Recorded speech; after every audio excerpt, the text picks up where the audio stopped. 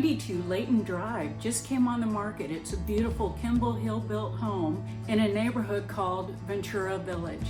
The nice thing about this village, it was started in 2006 and Kimball Hill created the first part of that community, and then another builder ended it. So my sellers, who were restaurant owners up in Connecticut, need and want to sell this. The 5292 Layton, 2,200 square foot, 2-car garage. It has a view of the nice water feature.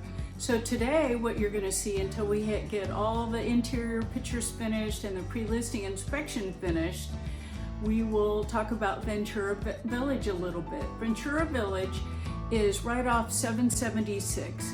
Now that's a nice road that takes you right into Inglewood, Minnesota Key, and into Venice, historic Venice. So 776 is one of those roads that you feed off of right off of Jacaranda. It intersects 41. And the nice thing about this neighborhood are the fees are very low. There's no CDD.